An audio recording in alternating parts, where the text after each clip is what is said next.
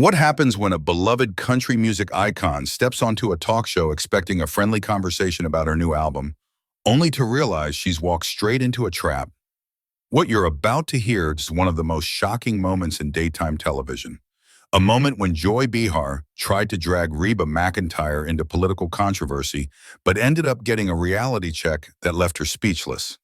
And once you hear how Reba responded, you'll understand why the entire audience gasped. The morning started calmly at The View. Reba McEntire arrived early, her signature red hair in place, and an elegant navy blazer giving her a quiet authority. She was invited to talk about her new tour and music, something she had done countless times throughout her long career. As she sat in the green room adjusting her microphone, she had no idea Joy Behar had a completely different plan for this interview. "We're back in 30 seconds, the floor manager called out as the crew hurried around the set. Reba smiled warmly at the hosts, and Whoopi Goldberg gave her an encouraging nod. Reba always enjoyed appearing on The View. The conversations were usually lively and the audience friendly. But today something felt different. There was a tension in the room she couldn't quite identify, and within moments, she would find out why. The countdown began. 3, 2, and they were live. "Welcome back to The View," Joy announced with her sharp, practiced smile. "We're here with country music legend Reba McEntire, who's got a new tour coming up. But before we talk about the music, Reba, I think our audience wants to know where you stand on issues that matter to working families across America." Reba's smile softened. This wasn't where she thought the conversation was going. She kept her tone light. "Well, Joy, I'm mainly here to talk about my music and connect with the fans who've supported me all these years." "Oh, come on," Joy pressed, leaning forward with that familiar look that signaled she was about to stir trouble. "You have a huge platform. You have influence. Surely you have opinions on what's going on in our country. I mean, your fan base is mostly conservative, right? Rural America. The same people who've been voting against their own interests for years." The audience shifted uncomfortably. Even Whoopi raised an eyebrow at Joy's aggressive approach. Reba sat back slightly, adjusting her posture. Years of performing had taught her how to read a room, and she could feel the tension tightening around her. "Joy, I think you're making some assumptions about my fans that aren't accurate," Reba replied calmly. "My audience includes people from all walks of life. Teachers, nurses, farmers, business owners, military families. Good people who work hard and love their families." But Joy jumped in again. "Let's be honest, Reba. These are the same people who support policies that hurt working women, that limit reproductive rights, that deny climate change. How can you entertain people whose values are so backward?" The studio fell silent except for the soft hum of the cameras. Reba's jaw tightened barely enough to notice. But when she spoke, her voice remained smooth and steady. "Joy," she said, "you're confusing political stereotypes with real human beings. The people who come to my concerts aren't defined by how you think they vote. They're mothers worried about their children's futures, fathers working multiple jobs just to keep the lights on, young people trying to figure out where they belong in the world." "That's a nice deflection," Joy shot back, clearly unimpressed with Reba's calm answer. "But we both know country music has a long-standing problem with diversity and inclusion. Your genre has historically pushed out voices of color, and even today the industry struggles with representation. Don't you think you have a responsibility to use your platform to call out these systemic issues?" Reba's eyes sharpened, and for the first time viewers saw the steel beneath her gentle southern charm. "Joy, I think you should do a little homework before throwing around accusations. Country music has always been shaped by blues, gospel, and folk, traditions rooted in many communities. Artists like Charlie Pride, Darius Rucker, Mickey Guyton, Kane Brown, these aren't tokens.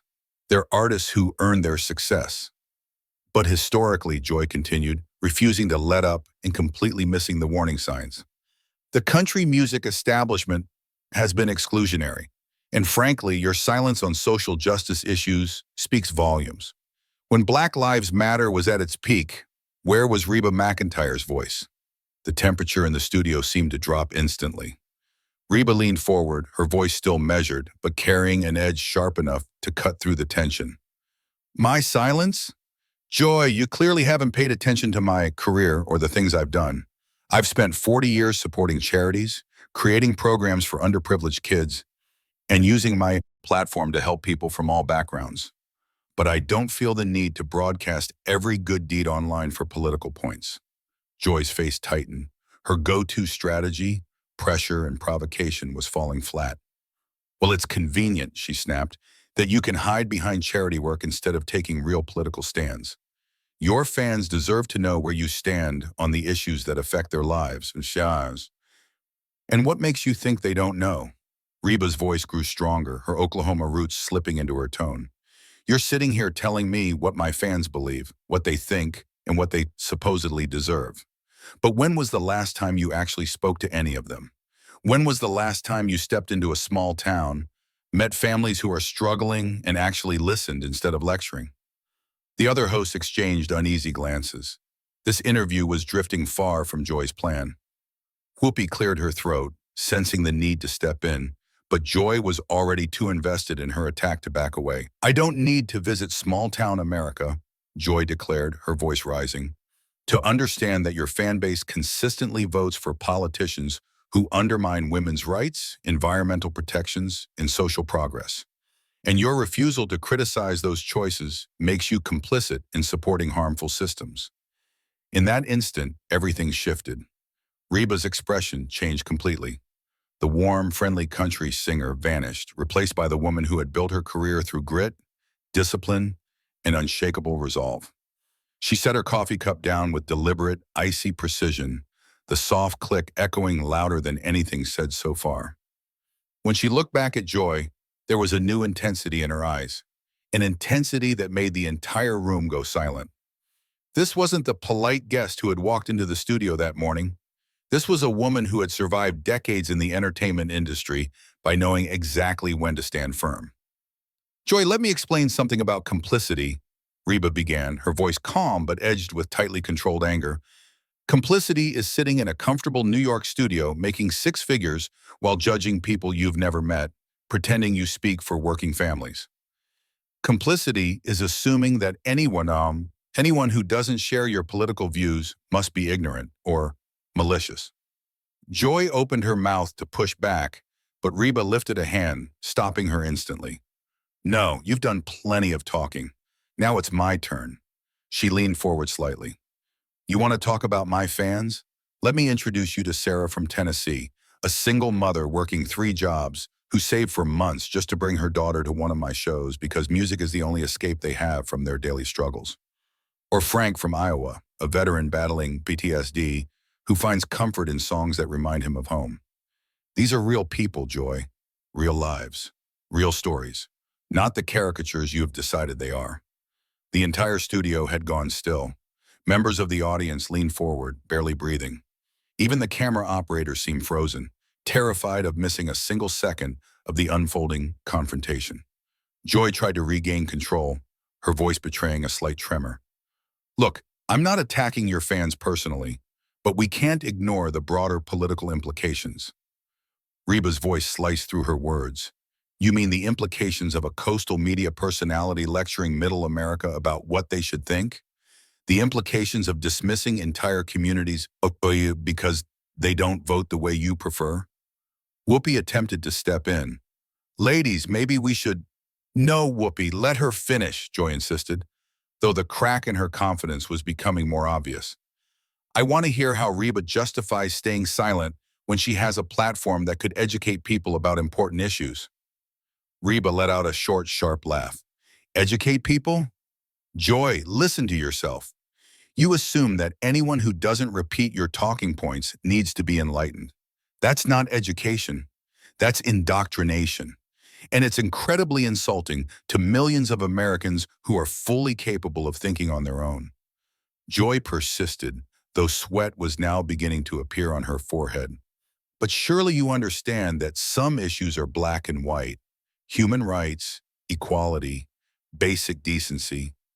These aren't political views. They're moral imperatives. You're absolutely right, Reba said firmly. Joy seemed briefly relieved until Reba continued. They are moral imperatives, which is why it's so troubling that you seem to believe you have a monopoly on morality. Let me ask you something, Joy. When was the last time you visited a food bank in rural America? When did you last volunteer at a homeless shelter outside Manhattan? When did you roll up your sleeves and actually work alongside the communities you claim to care about? Joy's face was turning a deeper shade of red. I support numerous charities and causes. Writing checks from a penthouse isn't the same as understanding people's lives, Reba cut in.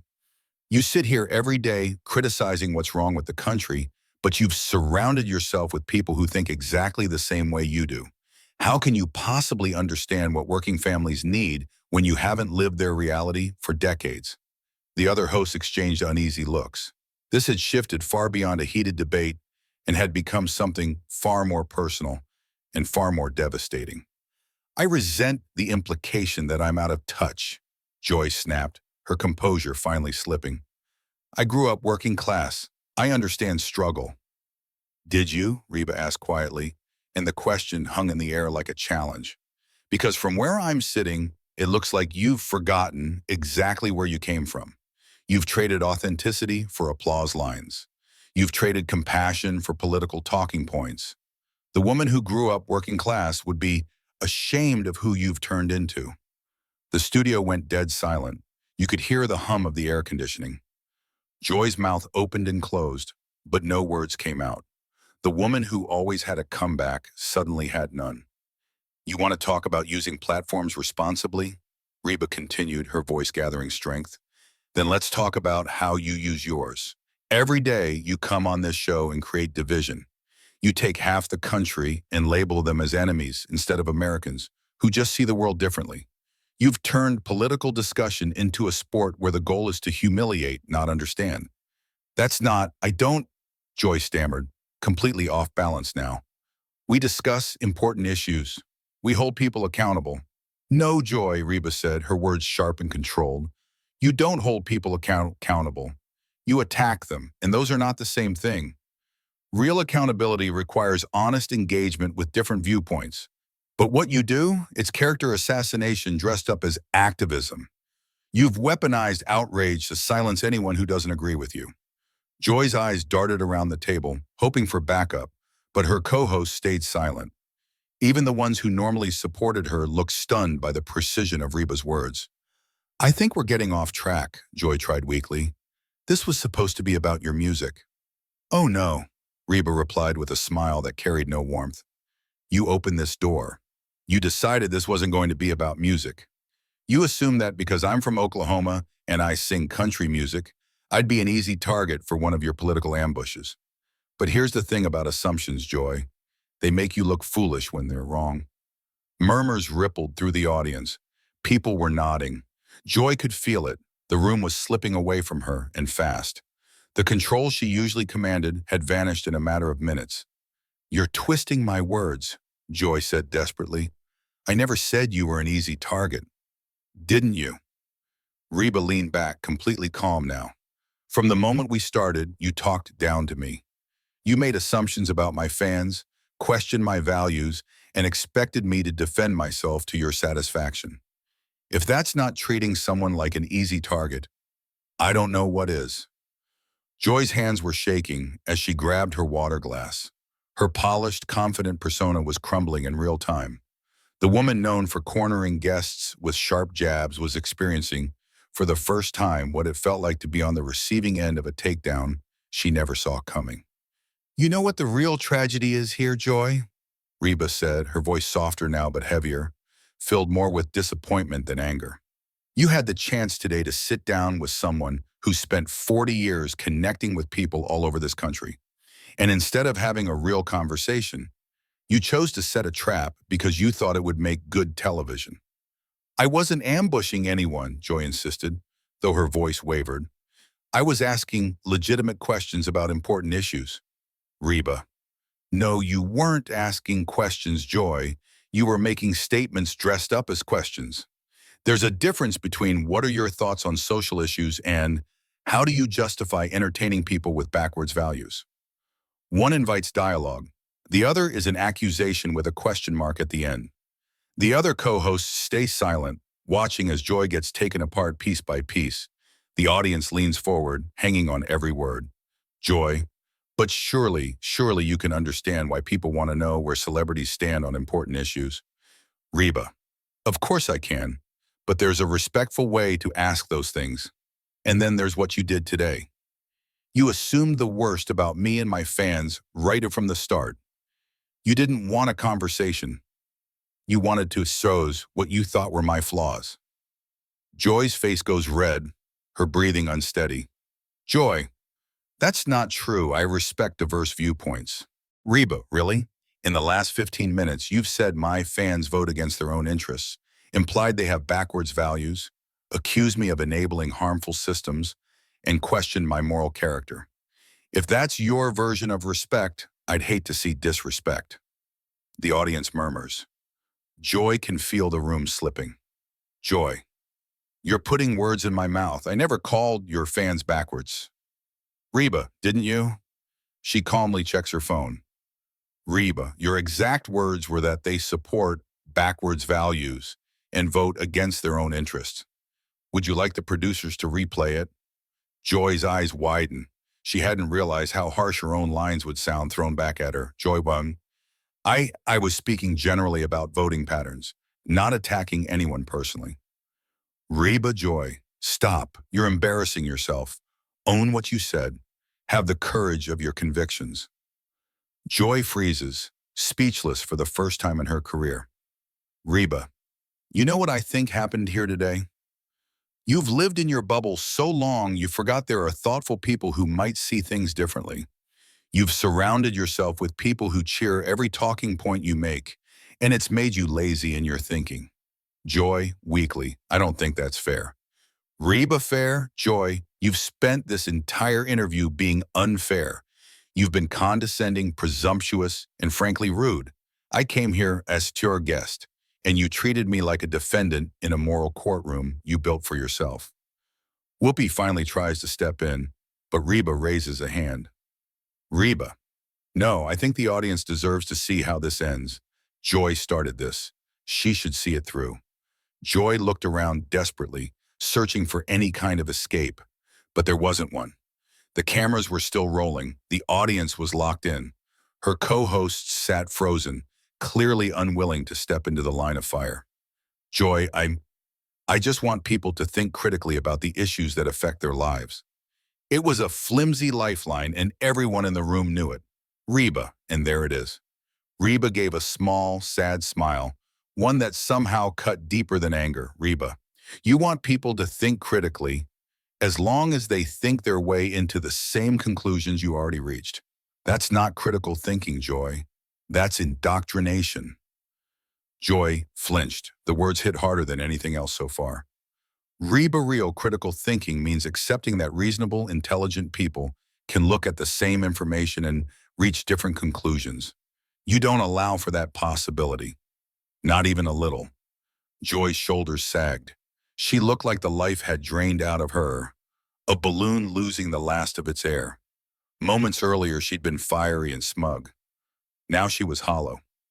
Reba's voice softened, warm and steady, the voice that had won over millions. Reba, here's what I want people to understand. We don't have to agree on everything to treat each other with respect. We don't have to share political views to recognize each other's humanity. But what we saw here today, this idea that anyone who disagrees must be stupid or evil, that mindset is tearing this country apart. A few audience members started clapping, then more. Then the entire studio erupted into a sustained ovation. Joy didn't move. She sat staring down at her hands, humiliated and alone at her own table. Reba, I came here to talk about music, because music brings people together. It crosses political lines, economic barriers, and cultural divides. Maybe if we had more of that and less of what we just witnessed, we'd all be doing a whole lot better. The applause faded as Joy finally looked up. Her eyes were glassy, filled not with tears of sadness, but of embarrassment and barely contained anger. She opened her mouth to speak, but nothing came out. She closed it again. She knew the cameras were capturing every second. The woman who'd made a career out of cornering, confronting, and humiliating guests was now living the other side of that experience in the most public way possible. When the segment finally mercifully ended, viewers were left with an image that would be replayed endlessly. Joy Behar sitting in stunned silence, while Reba McEntire delivered one of the most controlled, articulate on-air dismantlings in daytime TV history. The message was unmistakable. This is what happens when Joy Behar tries to intimidate a true American icon. Reba didn't just win the exchange. She revealed the hollow foundation beneath Joy's entire approach to political conversation, exposing it with grace, intelligence, and unshakable dignity. Make sure to subscribe for more moments like this. And tell us in the comments, who came out looking worse, Joy, for her obvious bias and condescension, or the producers for letting the whole thing unfold live?